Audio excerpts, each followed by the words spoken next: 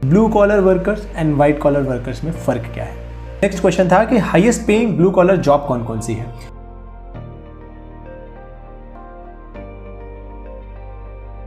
Hi friends, मेरा नाम है लोकेश तिवारी और वर्क इंडिया चैनल में आपका एक बार फिर से स्वागत है। तो आज का जो हमने वीडियो बनाया है वो क्वेश्चन आंसर सेशन है। बहुत सारे क्वेश्चंस हमको अलग अलग जगह से आते रहते हैं, तो हमने सोचा कि कुछ क्वेश्चंस जो बहुत ही स्पेसिफिक और सबके लिए रिलेवेंट है वो डेफिनेटली मुझे पिकअप करना चाहिए और उसका आंसर देना चाहिए। तो पहला क्वेश्चन, बहुत फेमस क्वेश्चन कि वर्क इंडिया हर बार ये कहता है कि वो ब्लू कॉलर वर्कर्स के लिए है। तो काफ़ी लोग पूछते हैं कि सर ये बताइए कि ब्लू कॉलर वर्कर्स होते क्या है, number 1। Number 2, blue collar workers and white collar workers में फ़र्क क्या है। सो गाइज, ये जो टर्मिनोलॉजी है blue collar, white collar, grey collar, ये बहुत पहले से है सोसाइटी में, ये हमने नहीं बनाई है, बट हम इसका यूज़ कर रहे हैं कम्युनिकेट करने के लिए। तो ये टर्मिनोलॉजी बहुत पहले से है सोसाइटी में, हमने इसको बनाई नहीं है, बट हम इसका यूज़ कर रहे हैं कम्युनिकेट करने के लिए। तो ये स्टोरी शुरू होती है 1920 से, 1920 से, जब मैन्युफैक्चरिंग बहुत ज़्यादा हो रही थी यूएस में, वेस्टर्न अलग अलग इलाकों में।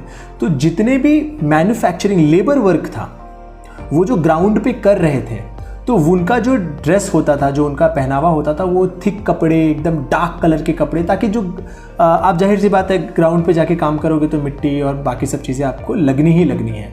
तो उससे बचने के लिए उन्होंने डार्क और थिक कपड़े, डेनिम के यूज़ करने शुरू किए, और वो अक्सर ब्लू कलर के हुआ करते थे, तो उसको ब्लू कॉलर वर्कर कहने लगे। जो ऑफिस में काम किया करते थे, जो मैनेजमेंट का काम किया करते थे, उनको वाइट कॉलर कहा जाने लगा। जाहिर सी बात है वो थिक और वो डार्क कलर वाले कपड़े उतना नहीं पहनते थे एज पर द वर्क। तो वहाँ से ये शुरू हुआ। अब आपको समझ में आ गया कि blue collar worker and white collar worker ये नाम कहाँ से आया।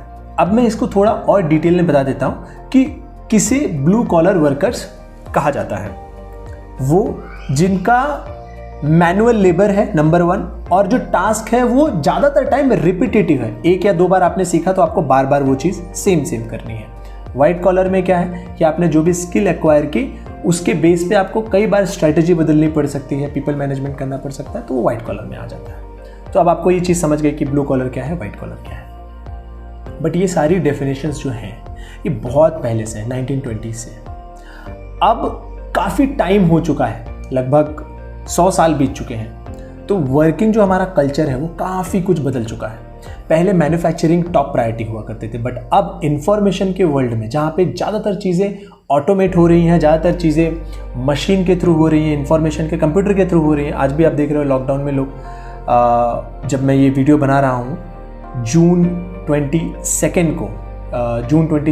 2021 में, तो लॉकडाउन लगा हुआ है, ज़्यादातर लोग घर से ही काम कर रहे हैं। तो ऐसे सिचुएशन में अगर आप देखेंगे तो वो डेफिनेशन एग्जैक्टली लागू नहीं है। तो अभी क्या कर दिया है, जो कैटेगराइजेशन है वो सैलरी बेस पे भी कर दिया है कि जो आपकी स्किल है उसका मैक्सिमम कितनी सैलरी तक आप पहुंच सकते हो डायरेक्ट वर्क करके। तो मे बी कुछ लोग कहते हैं 15 to 20, कुछ कहते हैं 30 to 35 तक की रेंज तक, जितनी भी सैलरी उससे नीचे हैं उनको ब्लू कॉलर कहा जाता है, और उसके ऊपर वाली सैलरी को वाइट कॉलर कहा जाता है। तो फिलहाल ये हो गई blue collar and white collar की डेफिनेशन। एक और फैक्टर भी है, एजुकेशन के बेस पे भी सेग्रीगेशन किया जाता है कि जिन जॉब में हाई एजुकेशन लगती है, ग्रेजुएशन, पोस्ट ग्रेजुएशन वगैरह, उनको वाइट कॉलर कहा जाता है। जिन जॉब में एजुकेशन नहीं लगता है, 10th 12th में भी आपका काम हो जाएगा, उनको भी ब्लू कॉलर कहा जाता है। तो आपने देख लिया, एक वर्क वाइज, दूसरा एजुकेशन वाइज, और तीसरा सैलरी वाइज। तीनों से मैंने आपको एक फेयर पिक्चर देने के लिए ट्राई किया हुआ है। तो ये हमारा एक काफ़ी फेमस क्वेश्चन था। नेक्स्ट क्वेश्चन था कि highest paying blue collar job कौन कौन सी है। Delivery, driver, cook, telecalling. तो ये 6 जॉब हाईएस्ट पेइंग जॉब्स हैं। अब अगर आप इसमें देखोगे, कैच है। कैच ये है कि बट इन जॉब में सारी की सारी सैलरी डायरेक्ट फिक्स सैलरी नहीं होती। यहां पे कैसे होता है कि आप जितना, एक कोई तो बहुत मिनिमम या तो बेस सैलरी होगी, और उसके ऊपर आप जितना ज़्यादा काम कर पाएंगे उतना ज़्यादा कमा पाएंगे। इसके अलावा कुछ जगह तो बेस सैलरी बिल्कुल भी नहीं है, जैसे कि ड्राइवर और डिलीवरी। तो अगर आप ओला उबर के ड्राइवर हैं, आप मे बी डेली 2000 to 5000 भी अर्न कर सकते हैं। डिपेंड करता है आप कितना काम करते हैं। अगर आप डिलीवरी में है, जोमेटो, स्विगी, इन सब के डिलीवरी बॉयज़ हैं, मे बी आप 1000 to 2000 तक अर्न कर सकते हैं। डिपेंड करता है कि आप कितनी डिलीवरी कर रहे हैं, आप कितना ऑर्डर फ्रिक्वेंटली ले रहे हैं। तो इस तरफ हम देखेंगे तो ये हाईएस्ट पेड जॉब्स हैं, लेकिन इन सब में डिपेंड करता है कि आप कितना मेहनत कर रहे हो, उसके ऊपर ही आपका इनकम निर्भर करेगा। Same goes with the sales की जॉब, कि आप कितना सेल्स कर रहे हो, जितना ज़्यादा आप कंपनी को प्रॉफिट दिलाओगे उतना ज़्यादा आपको पैसा मिलेगा। नेक्स्ट क्वेश्चन आता है, ये काफ़ी ब्रॉड क्वेश्चन है, डायरेक्ट हमको कैंडिडेट्स ने नहीं पूछा, बट फिर भी हम क्लियर कर देते हैं कि लास्ट 10 ईयर्स में जॉब्स का शिफ्ट कैसा हुआ है, ब्लू कॉलर इंडस्ट्री में जॉब्स का शिफ्ट कैसा हुआ है। सो 10 साल से तो नहीं है हम इंडस्ट्री में, हमको 6 साल हो गए, वर्क इंडिया को 6 साल हो गए इस इंडस्ट्री में।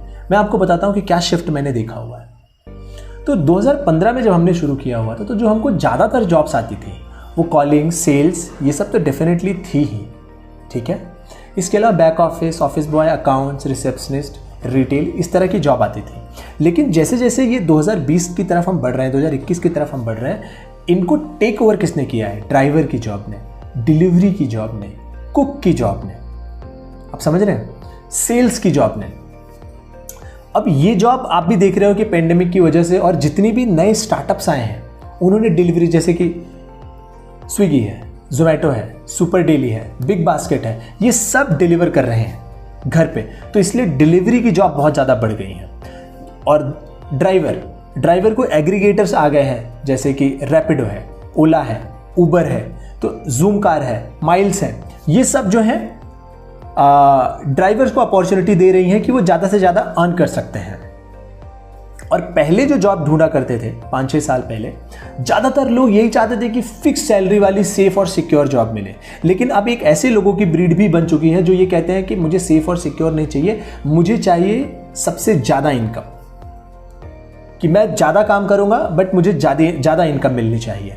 तो ये डिलीवरी ड्राइवर इसी तरह की जॉब्स हैं कि अगर आप जितना ज़्यादा काम करोगे उतना ज़्यादा आपको पैसा मिलेगा। तो फिक्स सैलरी में एक एडवांटेज ये है कि आपको पक्का उतना सैलरी मिलेगा, लेकिन डिसएडवांटेज ये है कि आपको इंक्रीमेंट लेने के लिए अगले 1 साल तक वेट करना है। लेकिन ऐसी इकोनॉमी में, गिग इकोनॉमी में, जहाँ पे आप अपनी इनकम को अपने एफर्ट के बेस पे डेफिनेटली बढ़ा भी सकते हैं।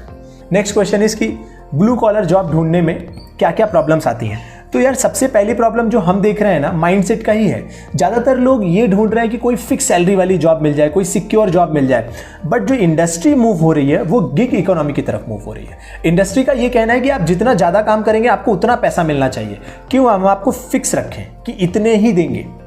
तो उन्होंने वेरिएबल मॉडल लेके आ रहे हैं। आप अगर लेटेस्ट जितनी भी फेमस जॉब देखोगे, ओला के ड्राइवर, उबर के ड्राइवर, डिलीवरी, ये सारी जॉब, सेल्स की इवेंट जॉब, टेलीकॉलिंग की इवेंट जॉब, कि आपका एक बेंचमार्क होता है, उसके ऊपर होता है इंसेंटिव। आप जितना ज़्यादा करोगे उतना ज़्यादा आपको पैसा मिलना चाहिए, which is a one way of looking the things. तो ये एक शिफ्ट हो रहा है, इंडस्ट्री थोड़ी आगे चल रही है और लोगों को अपने पास शिफ्ट होने का चांस दे रही है। तो काफ़ी सारे लोग हैं जो इस इंडस्ट्री को ऑप्ट इन कर रहे हैं और डिलीवरी ड्राइवर ऐसी तरह की गिग इकोनॉमी वाली जॉब को ले रहे हैं। जैसे कि मैं आपको कुछ और भी बता देता हूं, बट वो हमारे पास बहुत ज़्यादा जॉब्स नहीं है, बट उस दिशा में इंडस्ट्री बढ़ रही है। जैसे कि यूट्यूबर्स, जैसे कि फोटोग्राफर, ये किसी कंपनी के लिए काम नहीं कर रहे हैं, ये अपने लिए काम कर रहे हैं, बट बाकी लोगों से भी ये कॉन्ट्रैक्ट लेते हैं और उनका भी काम करके दे देते हैं, उसके बदले में पैसा लेते हैं। तो इस तरह की, या ब्लॉगर्स हो गए, तो इस तरह के जॉब्स भी आ रहे हैं इंडस्ट्री में। आप अगर रिजिड रहोगे कि मुझे ये ही फिक्स सैलरी वाली जॉब करनी है, तो आपकी ग्रोथ में आप रिजिड हो। एक्चुअली में आपको थोड़ा सा एडाप्टेशन करना चाहिए और इस तरफ भी बोलते हैं ना, नज़रें उठा के देखनी चाहिए कि यहाँ पे क्या हो सकता है, कुछ पॉसिबिलिटी है या नहीं है, और डेफिनेटली ओपन रहना चाहिए। हो सकता है वहाँ से भी आपको अच्छी खासी एक इनकम हो जाए। Thank you so much guys. I hope आपको ये इन्फॉर्मेटिव लगा होगा, काफ़ी आपके डाउट्स क्लियर हुए होंगे और आपको ये भी समझा होगा कि इंडस्ट्री किस दिशा में जा रही है और आपको कैसे आगे बढ़ना है। अगर आपको हमारा कंटेंट अच्छा लगा, अगर आपको वर्क इंडिया ऐप अच्छा लगता है, तो डेफिनेटली इस चैनल को लाइक एंड सब्सक्राइब कीजिए। आपका एक लाइक मेरा कॉन्फिडेंस बढ़ाता है। Thank you so much.